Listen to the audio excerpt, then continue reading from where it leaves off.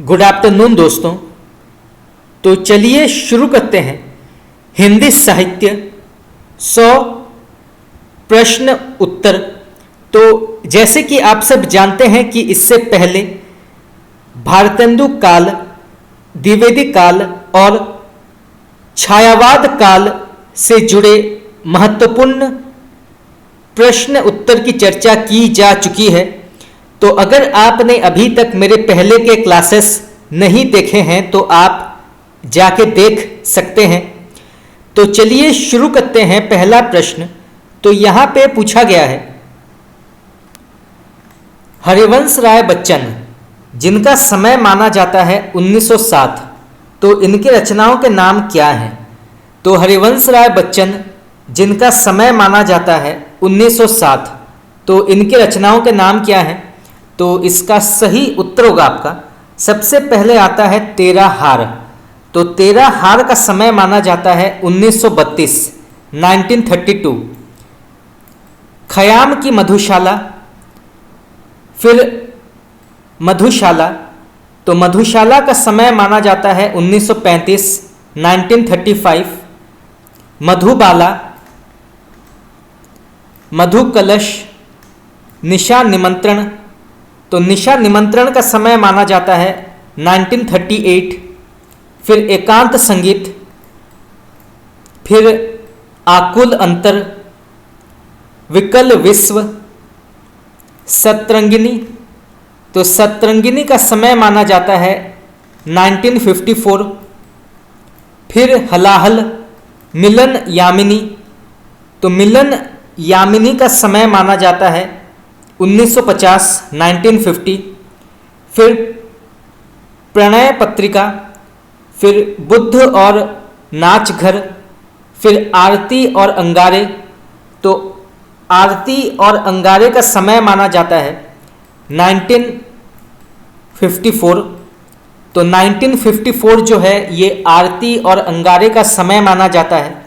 फिर जनगीता और फिर मैकबेथ, तो ये जो हैं बच्चन जी के अत्यंत ही महत्वपूर्ण रचनाओं के नाम हैं और यहाँ से कई प्रश्न विभिन्न प्रकार के प्रतियोगी परीक्षाओं में पूछा गया है, तो आप इसको नोट कर सकते हैं। चलिए आगे बढ़ते हैं। यहाँ पे प्रश्न पूछा गया है, बच्चन ने दोहे चौपाइयों में भगवत गीता का अनुवाद किस शीर्षक से किया है? तो बच्चन ने दोहे चौपाइयों में भगवत गीता का अनुवाद किस शीर्षक से किया है, उसका नाम क्या है? तो इसका सही उत्तर होगा आपका जनगीता। तो जनगीता के नाम से बच्चन ने दोहे और चौपाइयों में भगवत गीता का अनुवाद किया है, तो आप इसको नोट कर सकते हैं। चलिए आगे बढ़ते हैं। कौन सी कृतियां हालावाद की धर्म ग्रंथ मानी जाती हैं? तो कौन सी कृतियां हालावाद की धर्म ग्रंथ मानी जाती हैं? तो इसका सही उत्तर होगा आपका सबसे पहले मधुशाला, फिर मधुबाला और फिर मधु कलश। तो मधुबाला, मधुशाला और मधु कलश ये तीन हालावाद की धर्म ग्रंथ मानी जाती हैं, तो आप इसको नोट कर सकते हैं। यहाँ से कई प्रश्न पूछा गया है। चलिए आगे बढ़ते हैं। तो यहाँ पर एक पंक्ति दी गई है, तो बताना है इस ग्रंथ के या इस पंक्ति के लेखक का नाम क्या है। तो सबसे पहले पंक्ति पढ़ते हैं, हे चिता की राख कर मैं मांगती सिंदूर दुनिया। तो इस पंक्ति के लेखक का नाम क्या है? तो हे चिता की राख कर मैं मांगती सिंदूर दुनिया। तो इस पंक्ति के लेखक का नाम क्या है? तो इसका सही उत्तर होगा आपका बच्चन। तो बच्चन इस पंक्ति के लेखक माने जाते हैं, तो आप इसको नोट कर सकते हैं। चलिए आगे बढ़ते हैं। मधुशाला का एक अंग्रेजी अनुवाद हाउस ऑफ वाइन के नाम से 1938 में लंदन में प्रकाशित हुआ था। इसके रूपांतरकार का नाम क्या है? तो फिर से पढ़ते हैं। मधुशाला का एक अंग्रेजी अनुवाद हाउस ऑफ वाइन के नाम से 1938 में लंदन में प्रकाशित हुआ था, तो इसके रूपांतरकार का नाम क्या है? तो इसका सही उत्तर होगा आपका मार्जरी बोल्टन और राम स्वरूप व्यास। तो मार्जरी बोल्टन और राम स्वरूप व्यास, इन दोनों ने जो है मधुशाला के नाम से इन्होंने अंग्रेजी अनुवाद किया था हाउस ऑफ वाइन, और इसका समय माना जाता है 1938, और ये लंदन से प्रकाशित हुआ था। तो यहाँ से जो है 2 से 3 प्रकार के प्रश्न पूछा जा सकता है, तो आप इसको नोट कर सकते हैं। चलिए आगे बढ़ते हैं। यहाँ पे प्रश्न पूछा गया है, भारत भूषण अग्रवाल के काव्य संग्रह का नाम क्या है? तो भारत भूषण अग्रवाल के काव्य संग्रह का नाम क्या है? तो इसका सही उत्तर होगा आपका सबसे पहले छवि के बंधन, फिर जागते रहो, फिर मुक्ति मार्ग, फिर ओ अप्रस्तुत मन, फिर अनुपस्थित लोग, किसने फूल खिलाए। ये जो है बाल काव्य संग्रह के अंतर्गत आता है, किसने फूल खिलाए। तो यहाँ से प्रश्न आ सकता है। तो सबसे पहले छवि के बंधन, फिर जागते रहो, फिर मुक्ति मार्ग, ओ अप्रस्तुत मन, फिर अनुपस्थित लोग, किसने फूल खिलाए। तो ये जो है महत्वपूर्ण भारत भूषण अग्रवाल के काव्य संग्रह माने जाते हैं, तो आप इसको नोट कर सकते हैं। यहाँ से भी प्रश्न आ सकता है। चलिए आगे बढ़ते हैं। भगवती चरण वर्मा की काव्य कृतियाँ का नाम क्या है? तो भगवती चरण वर्मा के काव्य रचनाओं का नाम क्या है? तो इसका सही उत्तर होगा आपका सबसे पहले आता है मधुकण, फिर प्रेम संगीत, फिर मानव और एक दिन।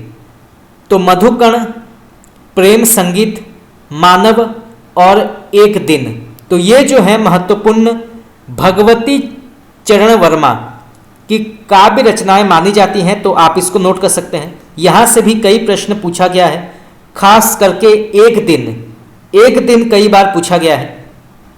चलिए आगे बढ़ते हैं। प्रसिद्ध कविता भैंसा गाड़ी के लेखक का नाम क्या है? तो प्रसिद्ध कविता भैंसा गाड़ी के लेखक का नाम क्या है? तो इसका सही उत्तर होगा आपका भगवती चरण वर्मा।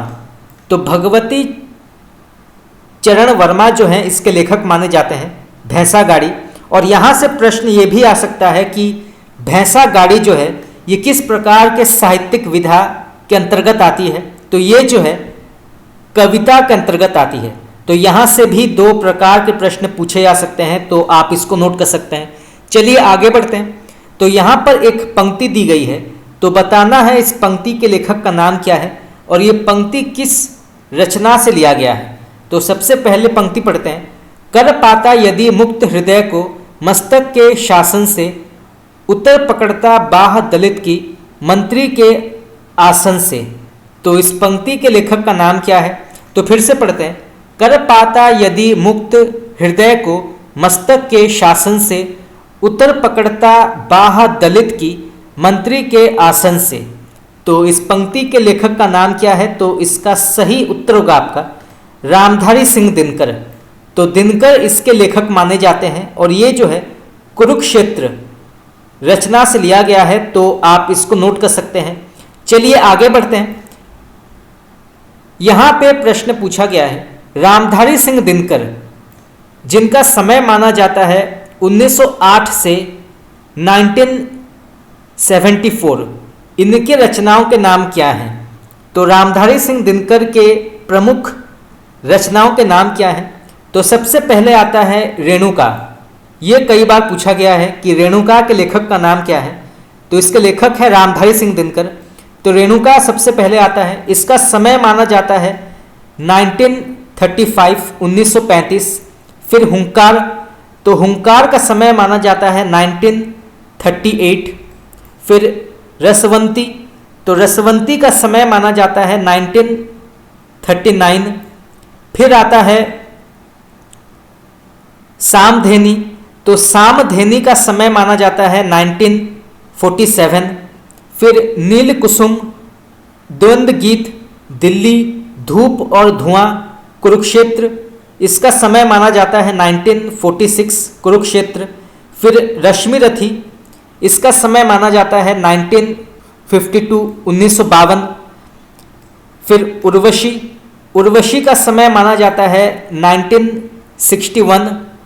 फिर परशुराम की प्रतीक्षा, तो परशुराम की प्रतीक्षा का समय माना जाता है 1963।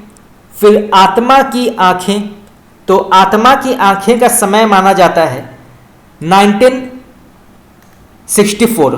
तो ये सभी जो हैं रामधारी सिंह दिनकर की अत्यंत ही महत्वपूर्ण रचनाओं के नाम हैं। और यहाँ से कई प्रश्न जो हैं विभिन्न प्रकार के प्रतियोगी परीक्षाओं में पूछा गया है, तो आप इन सभी को नोट कर सकते हैं।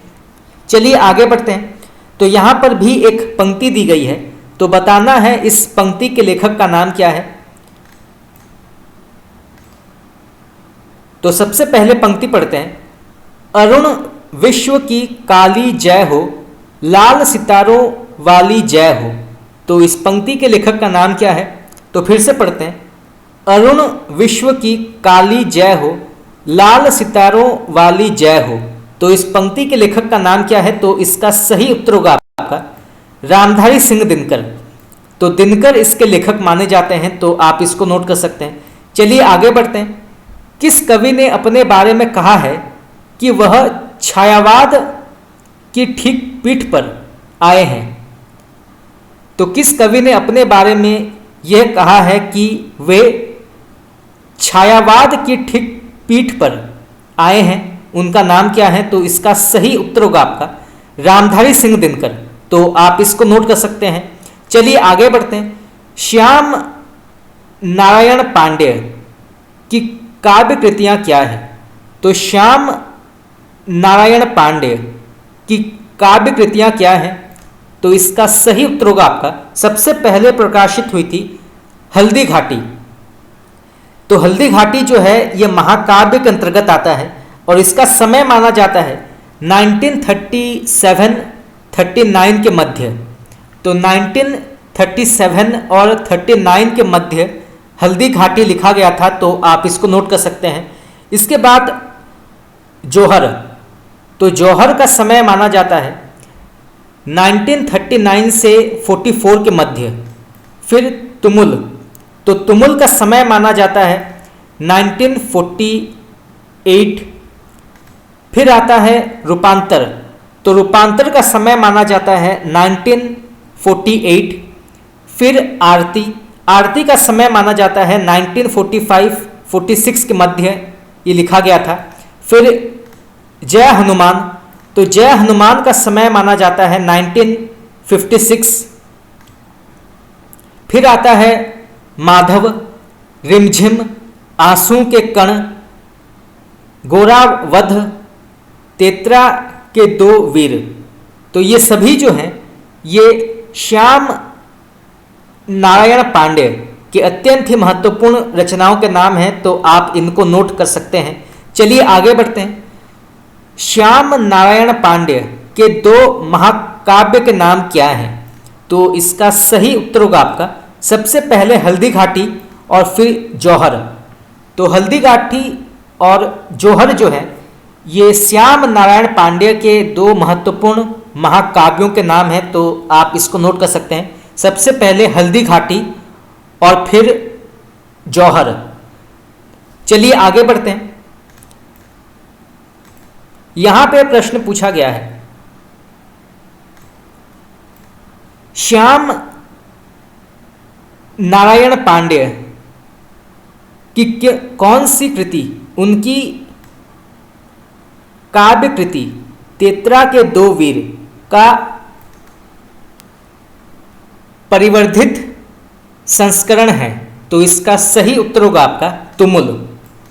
चलिए आगे बढ़ते हैं। किस कृति पर श्याम नारायण पांडेय को देव पुरस्कार मिला था। तो किस कृति पर श्याम नारायण पांडेय को देव पुरस्कार से सम्मानित किया गया था, उस रचना का नाम क्या है। तो इसका सही उत्तर होगा आपका हल्दी घाटी। तो हल्दी घाटी के लिए देव पुरस्कार से सम्मानित किया गया था। तो आप इसको नोट कर सकते हैं। चलिए आगे बढ़ते हैं। यहां पे प्रश्न पूछा गया है 1935 में पेरिस में प्रोग्रेसिव राइटर्स एसोसिएशन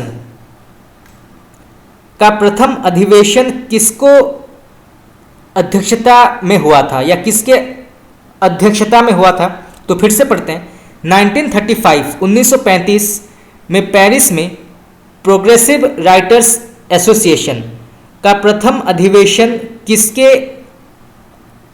अध्यक्षता में हुआ था? उनका नाम क्या है? तो इसका सही उत्तर होगा आपका एम फॉस्टर। तो एम फॉस्टर के नाम से ये जाने जाते हैं और इनके अध्यक्षता में जो है पेरिस में 1935 में प्रोग्रेसिव राइटर्स एसोसिएशन का प्रथम अधिवेशन हुआ था। तो आप इसको नोट कर सकते हैं। चलिए आगे बढ़ते हैं। यहाँ पे प्रश्न पूछा गया है मुल्क राज आनंद और सज्जाद जहीर के उद्योग से प्रगतिशील लेखक संघ की स्थापना कब हुई थी? तो फिर से पढ़ते हैं मुल्क राज आनंद और सज्जाद जहीर के उद्योग से प्रगतिशील लेखक संघ की स्थापना कब हुई थी? इसकी समय सीमा क्या मानी जाती है? तो इसका सही उत्तर होगा आपका 1936। तो आप इसको नोट कर सकते हैं। चलिए आगे बढ़ते हैं। 1936 में लखनऊ में आयोजित प्रगतिशील लेखक संघ के अध्यक्ष कौन थे? तो 1936 में लखनऊ में आयोजित प्रगतिशील लेखक संघ के प्रथम अधिवेशन के अध्यक्ष कौन थे? उनका नाम क्या है? तो इसका सही उत्तर होगा आपका प्रेमचंद। तो आप इसको नोट कर सकते हैं। चलिए आगे बढ़ते हैं। प्रगतिशील लेखक संघ के दूसरे अधिवेशन के अध्यक्ष कौन थे? तो फिर से पढ़ते हैं प्रगतिशील लेखक संघ के दूसरे अधिवेशन के अध्यक्ष कौन थे? उनका नाम क्या है? तो इसका सही उत्तर होगा आपका रविंद्रनाथ टैगोर। तो आप इसको नोट कर सकते हैं। चलिए आगे बढ़ते हैं। यहाँ पे प्रश्न पूछा गया है हमारा साहित्यिक नारा कला कला के लिए नहीं वरन कला संसार को बदलने के लिए है। इस नारे को बुलंद करना प्रत्येक प्रगतिशील साहित्य का फर्ज है। तो ये कथन किसका माना जाता है? तो फिर से पढ़ते हैं हमारा साहित्यिक नारा कला कला के लिए नहीं वरन कला संसार को बदलने के लिए है। इस नारे को बुलंद करना प्रत्येक प्रगतिशील साहित्य का फर्ज है। तो इस कथन के लेखक का नाम क्या है? तो इसका सही उत्तर होगा आपका शिवदान सिंह चौहान। तो शिवदान सिंह चौहान ने इस कथन को कहा है। तो आप इसको नोट कर सकते हैं। चलिए आगे बढ़ते हैं। 1937 में विशाल भारत में प्रकाशित लेख भारत में प्रगतिशील साहित्य को आवश्यकता के लेखक का नाम क्या है? तो फिर से पढ़ते हैं 1937 में विशाल भारत में प्रकाशित लेख भारत में प्रगतिशील साहित्य की आवश्यकता के लेखक का नाम क्या है? तो इसका सही उत्तर होगा आपका शिवदान सिंह चौहान। तो आप इसको नोट कर सकते हैं। यहां से भी प्रश्न आया है। चलिए आगे बढ़ते हैं। विशाल भारत में प्रकाशित लेख छायावाद का विनाश क्यों हुआ? इसके लेखक का नाम क्या है? तो विशाल भारत में प्रकाशित लेख छायावाद का विनाश क्यों हुआ? तो इस लेख के लेखक का नाम क्या है? तो इसका सही उत्तर होगा आपका इलाचंद जोशी। तो इलाचंद जोशी ने ये लेख लिखा था। तो आप इसको नोट कर सकते हैं। चलिए आगे बढ़ते हैं। न वही काव्य है जो अपनी साकारता के लिए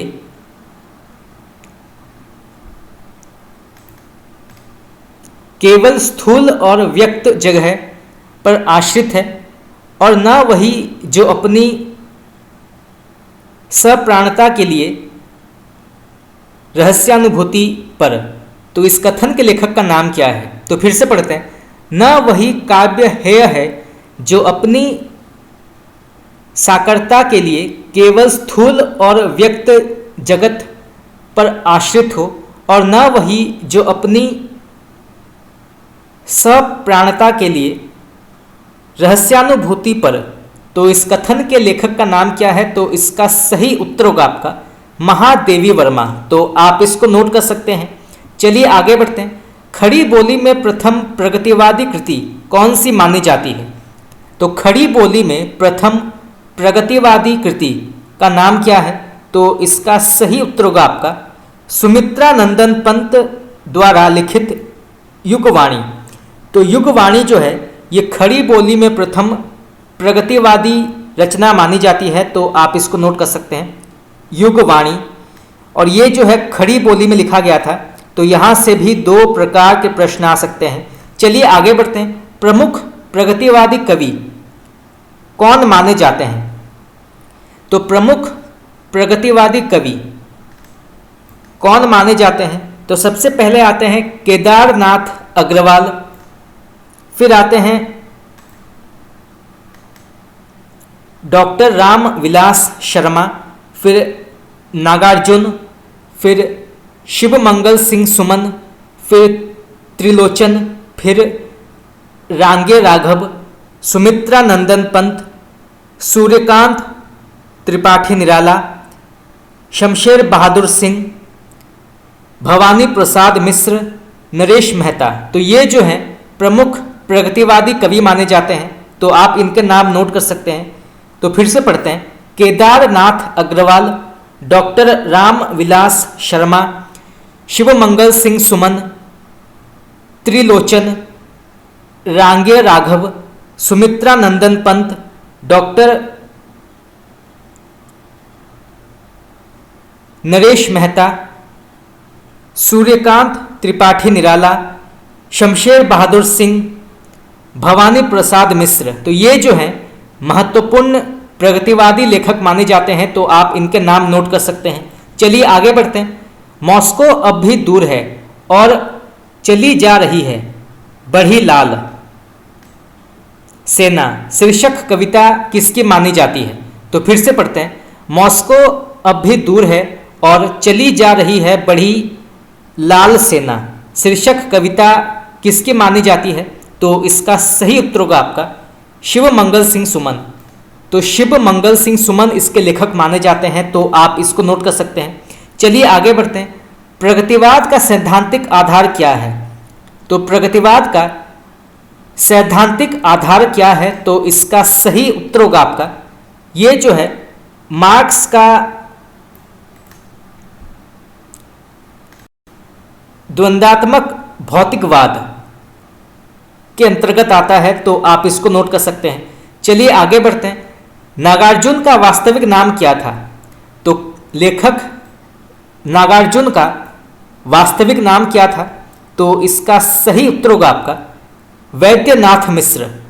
तो वैद्यनाथ मिश्र जो हैं ये नागार्जुन के वास्तविक नाम माना जाता है। तो आप इसको नोट कर सकते हैं। चलिए आगे बढ़ते हैं। नागार्जुन मैथिली में किस उपनाम से कविता करते थे? ये प्रश्न भी कई बार पूछा गया है। तो आप इसको नोट कर सकते हैं। तो नागार्जुन मैथिली में किस उपनाम से कविता करते थे? तो इसका सही उत्तर होगा आपका यात्री। तो यात्री उपनाम से नागार्जुन मैथिली में कविता करते थे। तो आप इसको नोट कर सकते हैं। चलिए आगे बढ़ते हैं। यहाँ पे प्रश्न पूछा गया है युगधारा जिसका समय माना जाता है 1952 1952 और सतरंगे पंखों वाली किसकी रचना मानी जाती है? तो फिर से पढ़ते हैं। युगधारा और सतरंगे पंखों वाली किसकी रचना मानी जाती है? इसके लेखक का नाम क्या है? तो इसका सही उत्तर होगा आपका नागार्जुन। तो नागार्जुन इसके लेखक माने जाते हैं। तो आप इसको नोट कर सकते हैं। चलिए आगे बढ़ते हैं। यहाँ पे प्रश्न पूछा गया है बादल को घिरते देखा है पाषाणी, चंदना,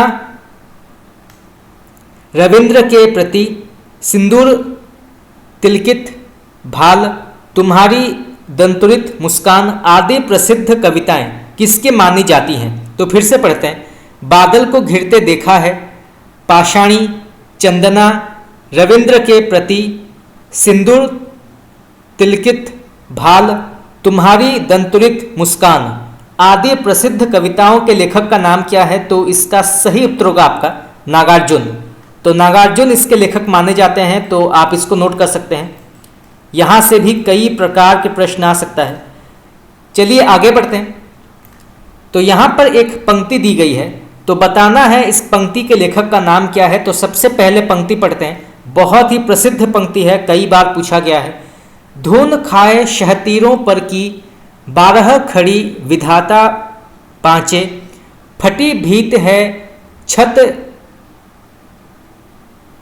है आले पर विस्तुतई नाचे। तो धुन खाए शहतीरों पर की 12 खड़ी विधाता बाँचे, फटी भीत है छत फटी है आले पर विस्तु या नाचे। तो इस पंक्ति के लेखक का नाम क्या है? तो इसका सही उत्तर होगा आपका नागार्जुन। तो नागार्जुन इसके लेखक माने जाते हैं। चलिए आगे बढ़ते हैं। केदारनाथ अग्रवाल के काव्य कृतियों के नाम क्या हैं? तो केदारनाथ अग्रवाल के काव्य कृतियों के नाम क्या हैं? तो इसका सही उत्तर होगा आपका, सबसे पहले प्रकाशित हुई थी युग की गंगा। तो युग की गंगा सबसे पहले आती है और इसका समय माना जाता है 1947। फिर नींद के बादल, तो नींद के बादल का समय माना जाता है 1947। फिर प्रकाशित हुई थी लोक और आलोक, तो लोक और आलोक का समय माना जाता है 1957। फिर फूल नहीं रंग बोलते हैं, ये बहुत ही प्रसिद्ध रचना है, कई बार प्रश्न पूछा गया है, तो आप इसको नोट कर सकते हैं। तो फूल नहीं रंग बोलते हैं, इसका समय माना जाता है 1965। फिर आग का आईना, तो आग का आईना का समय माना जाता है 1970 1970। फिर देश देश की कविताएं, तो देश देश की कविताएं का समय माना जाता है 1970 1970। फिर अपूर्वा, तो अपूर्वा का समय माना जाता है 1984। फिर कहे केदार खरी खरी, तो कहे केदार खरी खरी का समय माना जाता है 1983। कहे केदार खरी खरी। फिर आता है जनुम जल तुम, तो जनुम जल तुम का समय माना जाता है 1985। फिर आता है पंख और पतवार, तो पंख और पतवार का समय माना जाता है 1979। फिर मार प्यार की थापें, तो मार प्यार की थापें का समय माना जाता है 89। फिर विचार और बांदा, तो विचार और बांदा का समय माना जाता है 1980 1980। फिर विवेक विवेचन, तो विवेक विवेचन का समय माना जाता है 1980 1980। फिर हे मेरे तुम, तो हे मेरी तुम का समय माना जाता है 1981। तो ये सभी जो हैं ये अत्यंत ही प्रसिद्ध रचनाओं के नाम हैं, तो आप इनको नोट कर सकते हैं। चलिए आगे बढ़ते हैं। माझी ना बजाओ बंसी बसंती हवा शीर्षक प्रसिद्ध कविताएं किसकी मानी जाती हैं? तो माझी ना बजाओ बंसी और बसंती हवा शीर्षक प्रसिद्ध कविताओं के लेखक का नाम क्या है? तो इसका सही उत्तर होगा आपका केदारनाथ अग्रवाल। तो केदारनाथ अग्रवाल इसके लेखक माने जाते हैं, तो आप इसको नोट कर सकते हैं। चलिए आगे बढ़ते हैं। धरती, गुलाब और बुलबुल, दिंगत और गीत गंगा किसका काव्य संग्रह माना जाता है? तो फिर से पढ़ते हैं। धरती, गुलाब और बुलबुल, दिगंत और गीत गंगा किसका काव्य संग्रह माना जाता है? इसके लेखक का नाम क्या है? तो इसका सही उत्तर होगा आपका त्रिलोचन। तो त्रिलोचन इसके लेखक माने जाते हैं, तो आप इसको नोट कर सकते हैं। चलिए आगे बढ़ते हैं। यहाँ पे प्रश्न पूछा गया है, प्रगति प्रयोग काल की कलावधि क्या है? तो प्रगति प्रयोग काल का कालावधि क्या है, तो इसका समय सीमा क्या है, तो इसका सही उत्तर होगा आपका, इसका समय माना जाता है 1936 से 1954। तो 1936 से 1954 इसका समय माना जाता है, प्रगति और प्रयोगवाद। तो आप इसको नोट कर सकते हैं, यहाँ से प्रश्न आ सकता है। चलिए आगे बढ़ते हैं। दुख सबको मांझता है, पंक्ति किसकी मानी जाती है? बहुत ही प्रसिद्ध पंक्ति है, कई बार पूछा गया है, तो आप इसको नोट कर सकते हैं। तो दुख सबको मांझता है, पंक्ति के लेखक का नाम क्या है? तो इसका सही उत्तर होगा आपका अज्ञेय। तो अज्ञेय इसके लेखक माने जाते हैं। चलिए आगे बढ़ते हैं। प्रयोगवाद का आरंभ कब से माना जाता है? तो प्रयोगवाद का आरंभ कब से माना जाता है, इसका समय क्या माना गया है या निर्धारित किया गया है? तो इसका सही उत्तर होगा आपका 1943। तो 1943 जो है इसका समय माना जाता है। तार सप्तक के प्रकाशन से इसका समय माना जाता है प्रयोगवाद का, तो आप इसको नोट कर सकते हैं। चलिए आगे बढ़ते हैं। तार सप्तक, तो तार सप्तक का समय क्या है? तो इसका समय माना जाता है 1943, और इसके अंतर्गत कौन से कवि आते हैं? तो तार सप्तक जो 1943 में प्रकाशित हुई थी, इसके अंतर्गत कौन से कवि आते हैं? तो सबसे पहले आते हैं मुक्तिबोध, फिर नेमित चंद्र जैन, फिर भारत भूषण अग्रवाल, फिर प्रभाकर माचवे, फिर गिरिजा कुमार माथुर, फिर डॉक्टर राम विलास शर्मा और फिर अज्ञेय। तो पहले आते हैं मुक्तिबोध, फिर नेमित चंद्र जैन, फिर भारत भूषण अग्रवाल, फिर प्रभाकर माचवे, फिर गिरिजा कुमार माथुर, फिर डॉक्टर राम विलास शर्मा, फिर अज्ञेय। तो ये जो हैं तार सप्तक के अंतर्गत आते हैं। इसके बाद आता है दूसरा सप्तक। तो दूसरा सप्तक का समय माना जाता है 1951। तो दूसरा सप्तक का समय माना जाता है 1951, और इसके अंतर्गत कौन से कवि आते हैं? तो इसके अंतर्गत आते हैं भवानी प्रसाद मिश्र, फिर शकुंतला माथुर, फिर हरि नारायण व्यास, शमशेर बहादुर सिंह, नरेश कुमार मेहता, रघुवीर सहाय और फिर धर्मवीर भारती। तो यहाँ पर जो है दूसरा सप्तक के अंतर्गत ये कवि आते हैं, तो आप इनके नाम नोट कर सकते हैं। ये प्रश्न कई बार पूछा गया है कि नरेश कुमार मेहता ये किस सप्तक के अंतर्गत आते हैं? तो ये जो है दूसरा सप्तक के अंतर्गत आते हैं, जो प्रकाशित हुई थी 1951 में। चलिए आगे बढ़ते हैं।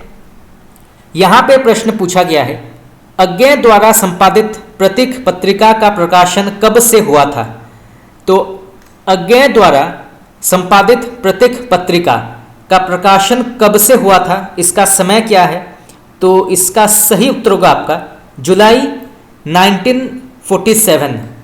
तो जुलाई 1947 में प्रतीक पत्रिका का समय माना जाता है, तो आप इसको नोट कर सकते हैं। और इसके संपादक का नाम है अज्ञेय।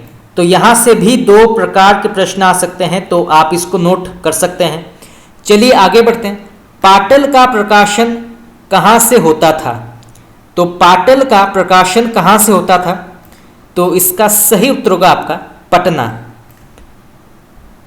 तार सप्तक से संकलित कवियों को राहों के अन्वेषी किसने कहा है? तो तार सप्तक से संकलित कवियों को राहों के अन्वेषी किसने कहा है? किस साहित्यकार ने कहा है? तो इसका सही उत्तर होगा आपका अज्ञेय। अज्ञेय ने कहा है। चलिए आगे बढ़ते हैं।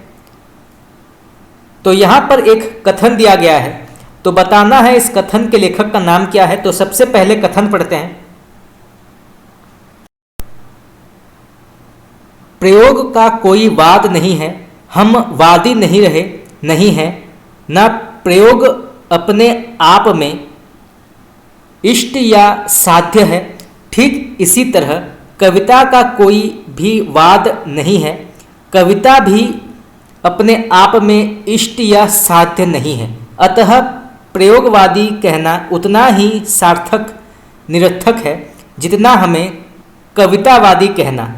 तो इस कथन के लेखक का नाम क्या है? बहुत ही प्रसिद्ध कथन है, नेट में कई बार पूछा गया है, तो आप इसको नोट कर सकते हैं। तो फिर से पढ़ते हैं। प्रयोग का कोई वाद नहीं है, हम वादी नहीं रहे, नहीं है, ना प्रयोग अपने आप में इष्ट या साध्य है। ठीक इसी तरह कविता का भी कोई वाद नहीं है, कविता भी अपने आप में इष्ट या साध्य नहीं है, अतः प्रयोगवादी कहना उतना ही सार्थक या निरर्थक है जितना हमें कवितावादी कहना। तो इस कथन के लेखक का नाम क्या है? तो इसका सही उत्तर होगा आपका अज्ञेय। तो अज्ञेय इस कथन के लेखक माने जाते हैं और ये नेट में कई बार पूछा गया है। खास करके ये पूछा गया है कई बार कि प्रयोगवादी कहना उतना ही सार्थक या निरर्थक है जितना हमें कवितावादी कहना, ये कई बार पूछा गया है, तो आप इसको नोट कर सकते हैं। चलिए आगे बढ़ते हैं। नई कविता, तो नई कविता इसका समय माना जाता है 1954। इसके संपादक का नाम क्या है? तो नई कविता जिसका समय माना जाता है 1954, तो इसके संपादक का नाम क्या है? तो इसका सही उत्तर होगा आपका जगदीश गुप्त और राम स्वरूप चतुर्वेदी। तो जगदीश गुप्त और राम स्वरूप चतुर्वेदी जो हैं, ये नई कविता के संपादक माने जाते हैं, तो आप इसको नोट कर सकते हैं। चलिए आगे बढ़ते हैं। नए पत्ते का प्रकाशन कब से आरंभ हुआ था? तो नए पत्ते का प्रकाशन कब से आरंभ हुआ था या इसकी शुरुआत कब हुई थी? तो इसका सही उत्तर होगा आपका 1953। तो 1953 को नए पत्ते का प्रकाशन आरंभ हुआ था, तो आप इसको नोट कर सकते हैं। चलिए आगे बढ़ते हैं। यहाँ पे प्रश्न पूछा गया है, नई कविता के प्रतिमान के लेखक का नाम क्या है? तो नई कविता के प्रतिमान के लेखक का नाम क्या है? तो इसका सही उत्तर होगा आपका लक्ष्मीकांत वर्मा। ये प्रश्न भी कई बार टीजीटी पीजीटी परीक्षा में पूछा गया है। नई कविता के प्रतिमान, तो इसके लेखक माने जाते हैं लक्ष्मीकांत वर्मा, तो आप इसको नोट कर सकते हैं। चलिए आगे बढ़ते हैं। कविता के नए प्रतिमान के लेखक का नाम क्या है? तो कविता के नए प्रतिमान के लेखक का नाम क्या है? तो इसके लेखक माने जाते हैं डॉक्टर नामवर सिंह। तो डॉक्टर नामवर सिंह जो हैं, ये कविता के नए प्रतिमान के लेखक माने जाते हैं। ये दोनों जो हैं एक जैसे लगते हैं।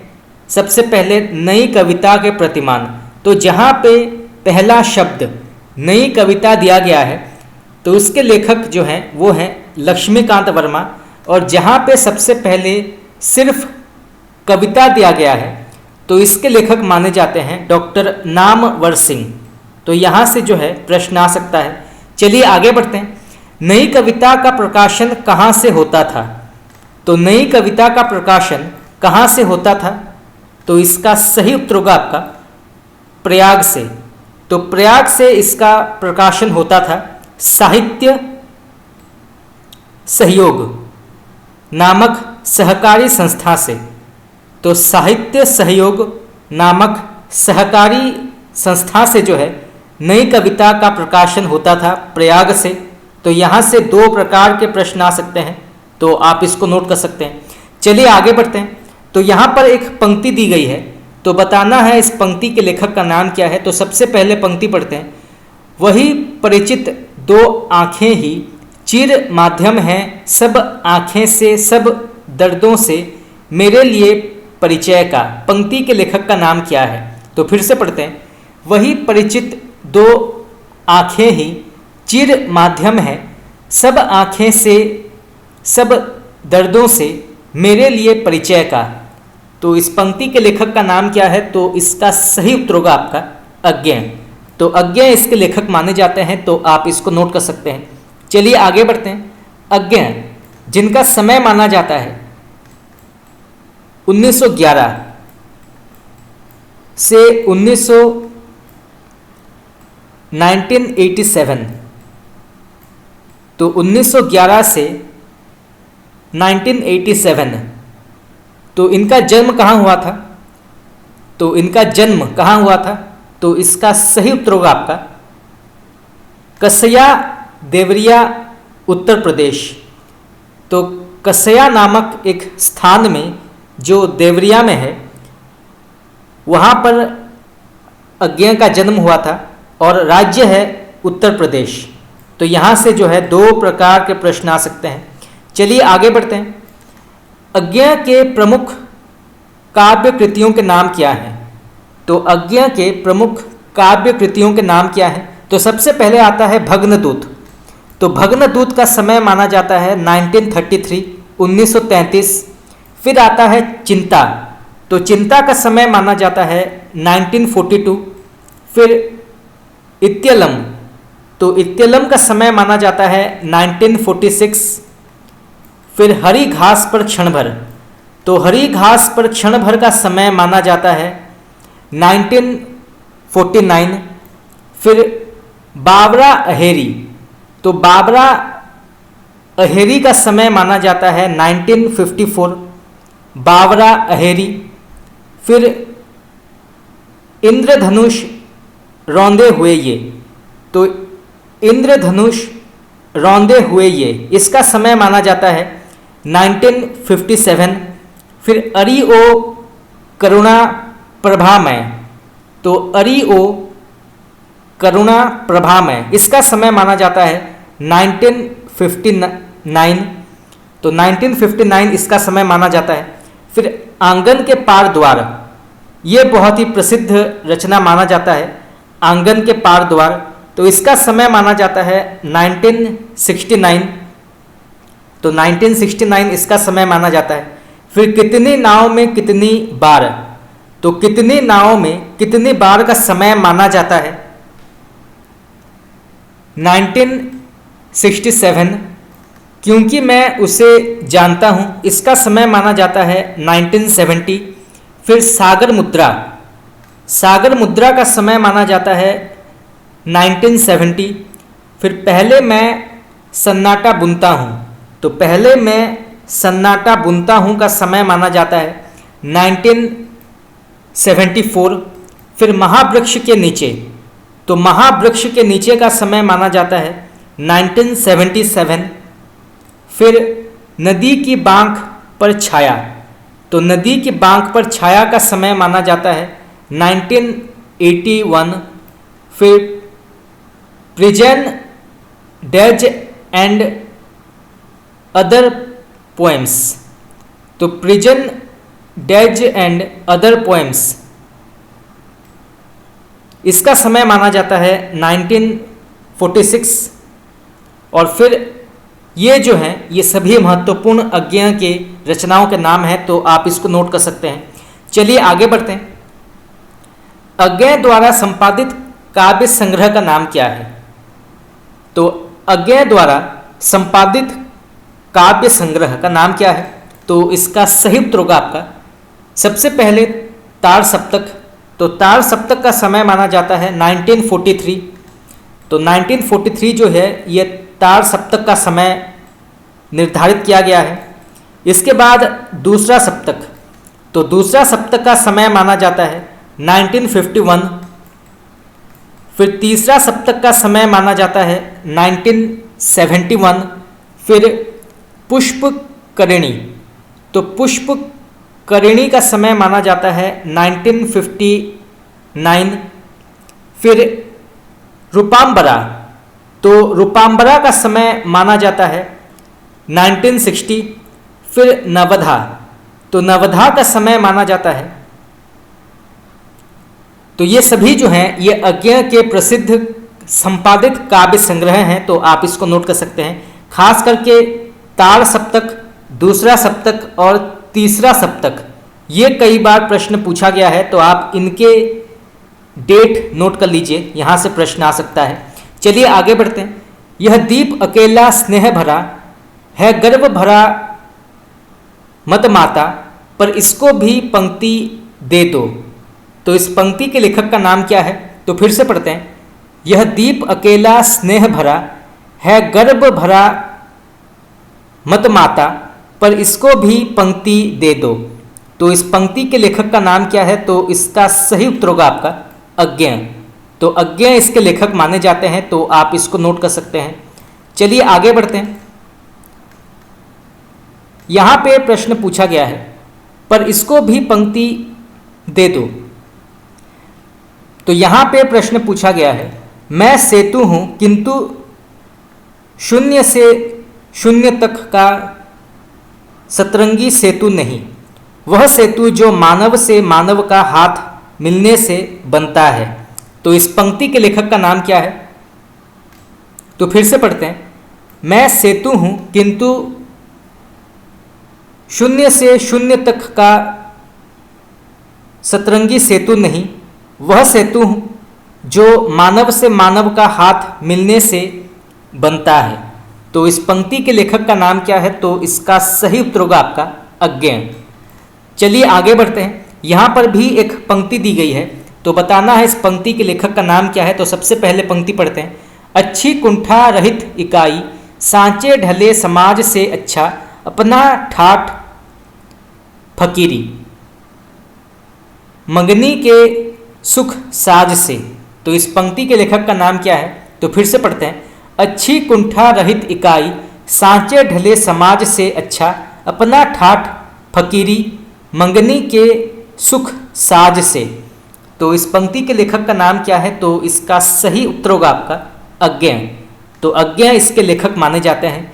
चलिए आगे बढ़ते हैं। गिरिजा कुमार माथुर की काव्य कृतियाँ कौन सी मानी जाती है?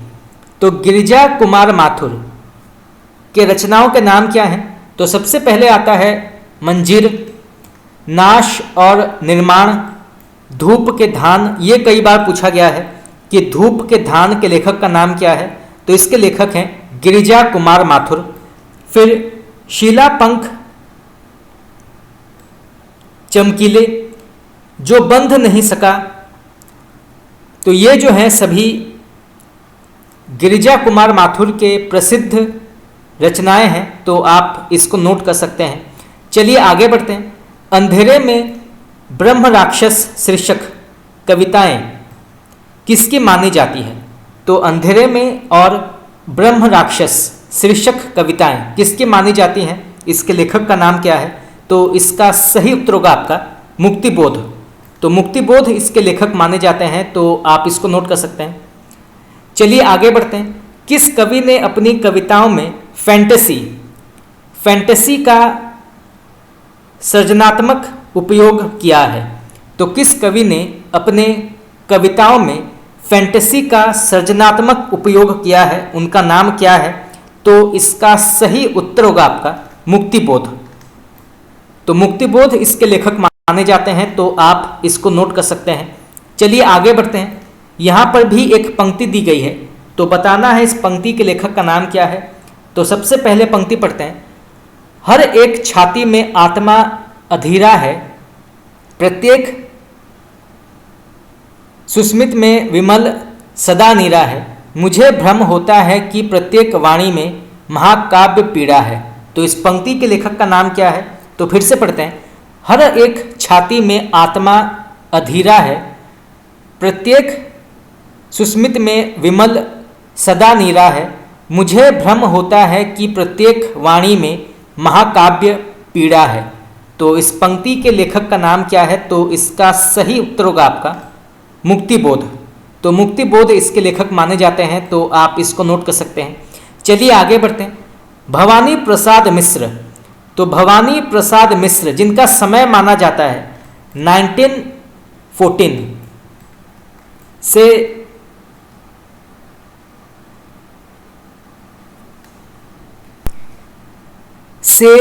1985,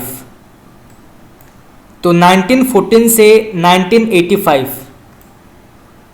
भवानी प्रसाद मिश्र का समय माना जाता है। तो इनके प्रमुख रचनाओं के नाम क्या हैं? तो इसका सही उत्तर होगा आपका, सबसे पहले आता है गीत फरोश। ये बहुत ही प्रसिद्ध रचना है भवानी प्रसाद मिश्र का, और यहाँ से कई प्रश्न पूछा जाता है कि गीत फरोश इस रचना के लेखक का नाम क्या है? तो इसके लेखक माने जाते हैं भवानी प्रसाद मिश्र। इसके बाद चकित है दुख, फिर अंधेरी कविताएं, फिर बुनी हुई रस्सी, फिर खुशबू के शिलालेख, फिर अनाम तुम आते हो, फिर इंद न मम। तो ये सभी जो हैं ये भवानी प्रसाद मिश्र के अत्यंत ही महत्वपूर्ण रचनाओं के नाम हैं, तो आप इनके नाम नोट कर सकते हैं। खास करके गीत फरोश, बुनी हुई रस्सी, खुशबू के शिलालेख, ये कई बार पूछा गया है। तो गीत फरोश, बुनी हुई रस्सी और खुशबू के शिलालेख ये कई बार पूछा गया है, तो इनके नाम आप नोट कर सकते हैं। चलिए आगे बढ़ते हैं। सतपुड़ा के जंगल, गीत फरोश, सन्नाटा, वाणी की दीनता, टूटने का सुख, कमल के फूल शीर्षक कविताएं किसकी मानी जाती हैं? तो फिर से पढ़ते हैं। सतपुड़ा के जंगल, गीत फरोश, सन्नाटा, वाणी की दीनता, टूटने का सुख, कमल के फूल शीर्षक कविताएं किसकी मानी जाती हैं? इसके लेखक का नाम क्या है? तो इसका सही उत्तर होगा आपका भवानी प्रसाद मिश्र। तो भवानी प्रसाद मिश्र इसके लेखक माने जाते हैं, तो आप इसको जो है नोट कर सकते हैं। चलिए आगे बढ़ते हैं। धर्मवीर भारती की काव्य कृतियाँ कौन सी मानी जाती हैं? तो डॉक्टर धर्मवीर भारती के रचनाओं के नाम क्या हैं? तो इसका सही उत्तर होगा आपका ठंडा लोहा, अंधा युग, कनुप्रिया और 7 गीत वर्ष। तो ये जो है महत्वपूर्ण डॉक्टर धर्मवीर भारती के रचनाओं के नाम हैं, तो आप इसको नोट कर सकते हैं। चलिए आगे बढ़ते हैं। यहां पे प्रश्न पूछा गया है, संचेतना का विचार कविता अंक किसने निकाला? तो संचेतना का विचार कविता अंक किसने निकाला, उनका नाम क्या है? तो इसका सही उत्तर होगा आपका नरेंद्र मोहन। चलिए आगे बढ़ते हैं। शामियाने काकरे किसका गजल संग्रह माना जाता है? तो शामियाने काकरे किसका गजल संग्रह माना जाता है? तो इसका सही उत्तर होगा आपका कुंवर बेचैन। तो कुंवर बेचैन जो हैं इसके लेखक माने जाते हैं, तो आप इसको नोट कर सकते हैं कुंवर बेचैन। चलिए आगे बढ़ते हैं। नीम की पत्तियां किसका गजल संग्रह माना जाता है? तो नीम की पत्तियां किसका गजल संग्रह माना जाता है? तो इसका सही उत्तर होगा आपका राम कुमार कृषक। धूप के हस्ताक्षर, तो धूप के हस्ताक्षर के लेखक का नाम क्या है? तो इसके लेखक हैं ज्ञान प्रकाश विदेह, और ये भी गजल के अंतर्गत आता है। चलिए आगे बढ़ते हैं। सूर्य का सवाल, तो सूर्य का सवाल किसका गजल माना जाता है? तो इसके लेखक माने जाते हैं माधव मधुकर मिश्र। तो माधव मधुकर मिश्र सूर्य का सवाल गजल संग्रह के लेखक हैं। चलिए आगे बढ़ते हैं। यहाँ पे प्रश्न पूछा गया है, बाजार को निकले हैं लोग किसका गजल संग्रह माना जाता है? तो बाजार को निकले हैं लोग किसका गजल संग्रह माना जाता है? तो इसके लेखक माने जाते हैं रामदरश मिश्र। तो आप इसको नोट कर सकते हैं, रामदरश मिश्र इसके लेखक माने जाते हैं। चलिए आगे बढ़ते हैं। अधैर्य के कवि कौन कहलाते हैं? ये प्रश्न आपका नेट में कई बार पूछा गया है, तो आप इसको नोट कर सकते हैं। तो अधैर्य के कवि कौन कहलाते हैं? तो इसका सही उत्तर होगा आपका रामधारी सिंह दिनकर। तो दिनकर इसके लेखक माने जाते हैं। चलिए आगे बढ़ते हैं। प्रगतिशील लेखक संघ के सभापति बनने वाले कुछ महत्वपूर्ण व्यक्ति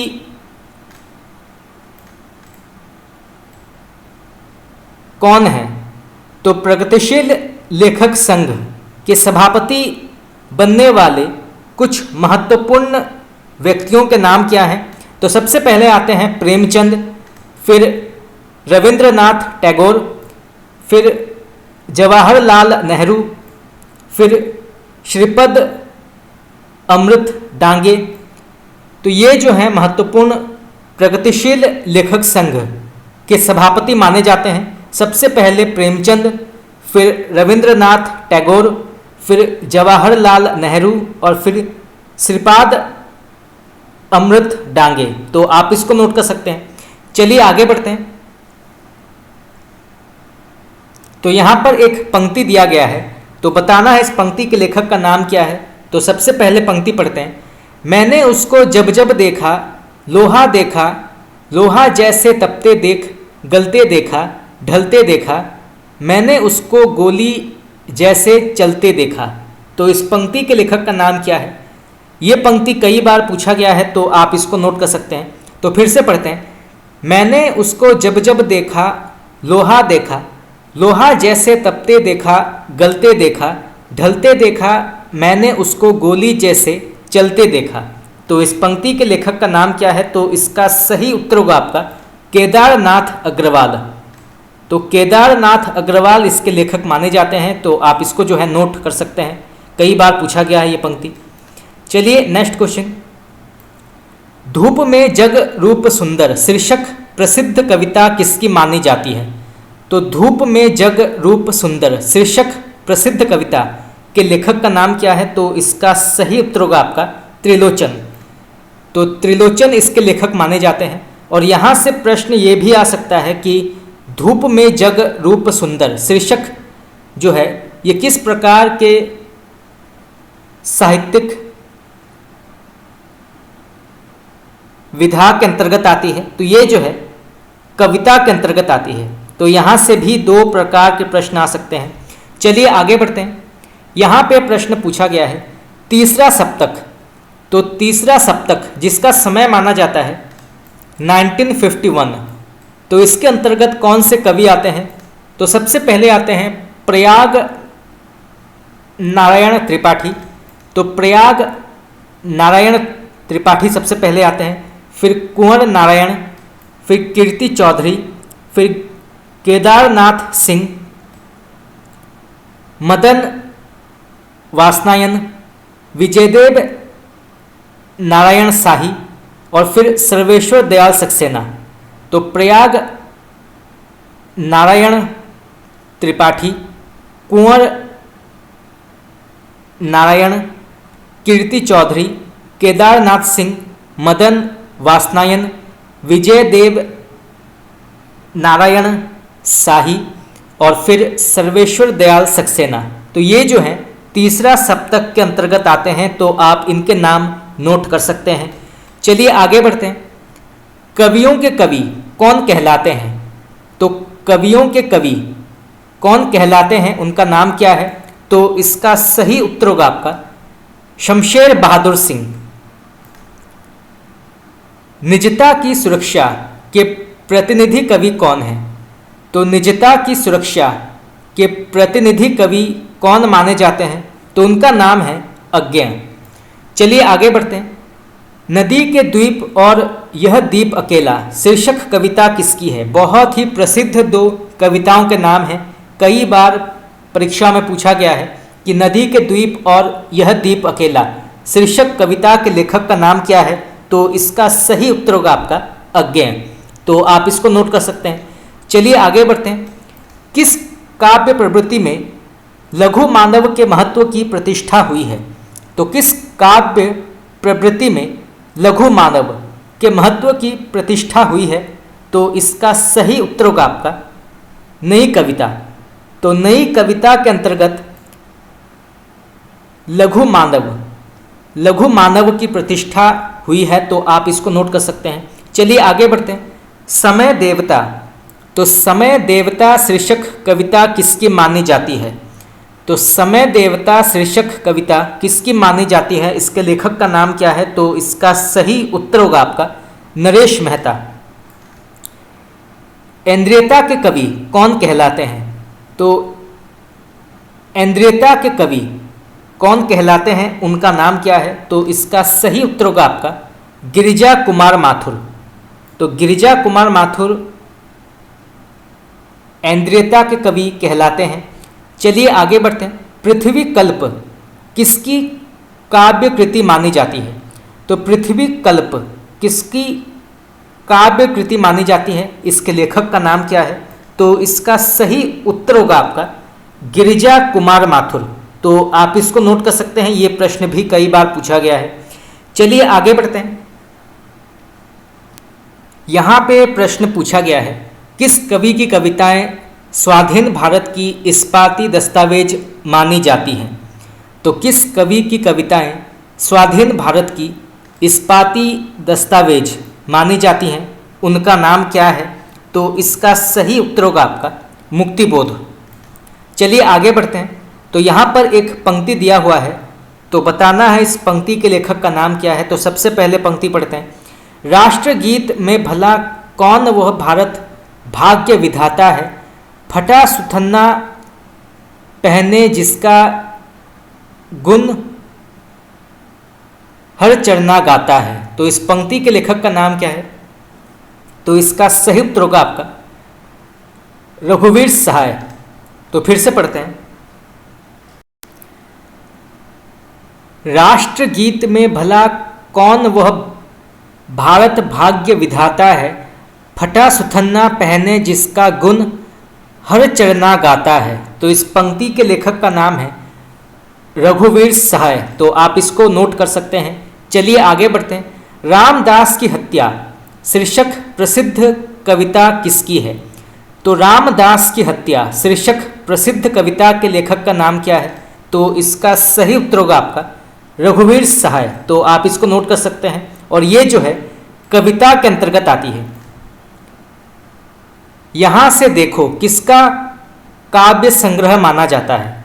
तो यहां से देखो किसका काव्य संग्रह माना जाता है, इसके लेखक का नाम क्या है? तो इसका सही उत्तर होगा आपका केदारनाथ सिंह।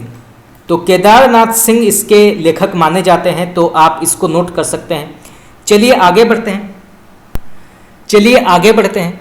मगध किसकी रचना मानी जाती है? तो मगध किसकी रचना मानी जाती है, इसके लेखक का नाम क्या है? तो इसका सही उत्तर होगा आपका श्रीकांत वर्मा। तो मगध जो है ये श्रीकांत वर्मा की रचना मानी जाती है। चलिए आगे बढ़ते हैं। आचार्य नंद दुलारे वाजपेयी ने छायावाद के बाद नए काव्य आंदोलन की शुरुआत किससे माना है? तो फिर से पढ़ते हैं। आचार्य नंद दुलारे वाजपेयी ने छायावाद के बाद नए काव्य आंदोलन की शुरुआत किससे मानी है, उनका नाम क्या है? तो इसका सही उत्तर होगा आपका रामेश्वर शुक्ल अंचल। अंचल इनका उपनाम है। तो आप इसको नोट कर सकते हैं।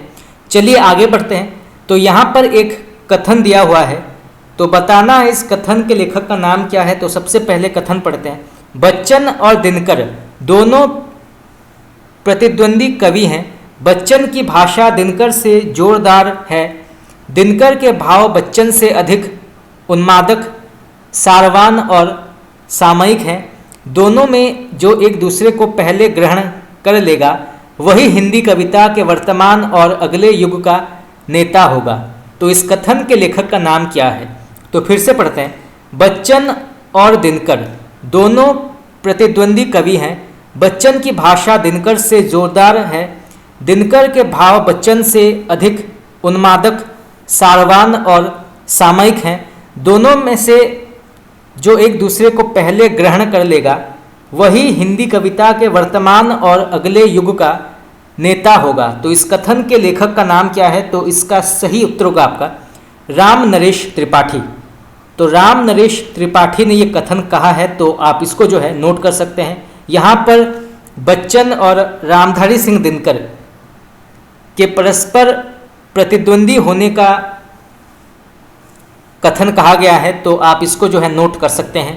चलिए आगे बढ़ते हैं। डॉक्टर नगेंद्र छायावाद के बाद नए काव्य आंदोलन की शुरुआत किससे मानते हैं? तो डॉक्टर नगेंद्र छायावाद के बाद नए काव्य आंदोलन की शुरुआत किससे मानते हैं, उनका नाम क्या है? तो इसका सही उत्तर होगा आपका गिरिजा कुमार माथुर। चलिए आगे बढ़ते हैं। सरस्वती के 1922 के अंक में पंत के काव्य उच्छ्वास की काव्यात्मक शैली में समीक्षा किसने किया था? तो फिर से पढ़ते हैं। सरस्वती के 1922 के अंक में पंत के काव्य उच्छ्वास की काव्यात्मक शैली में समीक्षा किसने किया था, उनका नाम क्या है? तो इसका सही उत्तर होगा आपका शिवाधार पांडे। राजा साहब का वायुयान शीर्षक कविता किसकी मानी जाती है? तो राजा साहब का वायुयान शीर्षक कविता किसकी मानी जाती है? तो इसका सही आंसर होगा आपका भगवती चरण वर्मा। और ये जो है कविता के अंतर्गत आती है, तो यहाँ से भी दो प्रकार के प्रश्न आ सकते हैं। चलिए आगे बढ़ते हैं। तो यहाँ पर एक पंक्ति दी हुई है, तो बताना है इस पंक्ति के लेखक का नाम क्या है। तो सबसे पहले पंक्ति पढ़ते हैं। गाता हूँ अपनी लय भाषा सिख इलाहाबाद नगर से, ये पंक्ति किसकी मानी जाती है? तो गाता हूँ अपनी लय भाषा सिख इलाहाबाद नगर से, तो इस पंक्ति के लेखक का नाम क्या है? तो इसका सही उत्तर होगा आपका बच्चन। कोई ना खड़ी बोली लिखना आरंभ करे, अंदाज मीर का बेजान बे पहचाने, पंक्ति किसकी मानी जाती है? तो कोई ना खड़ी बोली लिखना आरंभ करे, अंदाज मीर का बेजाने बेपहचाने, इस पंक्ति के लेखक का नाम क्या है? तो इसका सही उत्तर होगा आपका बच्चन। ये पंक्ति भी कई बार विभिन्न प्रकार के प्रतियोगी परीक्षा में पूछा गया है, तो आप इसको जो है नोट कर सकते हैं। चलिए आगे बढ़ते हैं। दिल्ली हाहाकार विपथगा समर शेष है आग की भीख शीर्षक कविताएं किसकी मानी जाती है? तो फिर से पढ़ते हैं। दिल्ली हाहाकार विपथगा समर शेष है आग की भीख शीर्षक कविताएं किसकी मानी जाती हैं? इसके लेखक का नाम क्या है? तो इसका सही उत्तर होगा आपका रामधारी सिंह दिनकर। तो आप इसको नोट कर सकते हैं। चलिए आगे बढ़ते हैं। क्या अमरों का लोक मिलेगा तेरी करुणा का उपहार, रहने दो है देव अरे यह मेरे मिटने का अधिकार, इस पंक्ति के लेखक का नाम क्या है? बहुत ही प्रसिद्ध पंक्ति है, कई बार पूछा गया है, नेट में कई बार पूछा गया है, तो इसको आप नोट कर सकते हैं। खास करके ये जो दूसरा पंक्ति है, रहने दो है देव अरे यह मेरा मिटने का अधिकार, ये कई बार पूछा गया है। तो फिर से पढ़ते हैं। क्या अमरों का लोक मिलेगा तेरी करुणा का उपहार, रहने दो है देव अरे यह मेरा मिटने का अधिकार, तो इस पंक्ति के लेखक का नाम क्या है? तो इसका सही उत्तर होगा आपका महादेवी वर्मा। तो महादेवी वर्मा इसके लेखक माने जाते हैं, तो आप इसको नोट कर सकते हैं। चलिए आगे बढ़ते हैं। आज के बिछुड़े ना जाने कब मिलेंगे, प्रसिद्ध गीत किसकी मानी जाती है? ये भी अत्यंत ही प्रसिद्ध गीत है, कई बार पूछा गया है, तो आप इसको नोट कर सकते हैं। आज के बिछुड़े ना जाने कब मिलेंगे, प्रसिद्ध पंक्ति या गीत किसका माना जाता है? तो इसका सही उत्तर होगा आपका नरेंद्र शर्मा। तो आप इसको नोट कर सकते हैं। चलिए आगे बढ़ते हैं। यहाँ पर एक कथन दिया गया है, तो बताना है इस कथन के लेखक का नाम क्या है। तो सबसे पहले कथन पढ़ते हैं। वह यानी साहित्यकार देशभक्ति और राजनीति के पीछे चलने वाली सच्चाई भी नहीं, बल्कि उनके आगे मशाल दिखाती हुई चलने वाली सच्चाई है। तो इस कथन के लेखक का नाम क्या है? तो फिर से पढ़ते हैं। वह यानी साहित्यकार देशभक्ति और राजनीति के पीछे चलने वाली सच्चाई भी नहीं, बल्कि उनके आगे मशाल दिखाती हुई चलने वाली सच्चाई है। तो इस कथन के लेखक का नाम क्या है? तो इसका सही उत्तर होगा आपका प्रेमचंद। तो प्रेमचंद इस कथन के लेखक माने जाते हैं। ये कथन भी कई बार पूछा गया है, तो आप इसको नोट कर सकते हैं। तो दोस्तों, इसी के साथ हमारा आज का प्रश्न उत्तर क्लास यहाँ पे समाप्त हुआ। आज हमने प्रगतिवाद और प्रयोगवाद से जुड़े अत्यंत ही महत्वपूर्ण प्रश्न उत्तर की चर्चा की। आगे नई कविता और भी जो गद्य पद्य विधाएं हैं उनसे जुड़े प्रश्न उत्तर की चर्चा भी हम करेंगे, परंतु आज के लिए इतना ही। अगर आप लोगों को मेरा क्लास अच्छा लगा तो आप मुझे कमेंट करके बता सकते हैं। आपका बहुत बहुत धन्यवाद।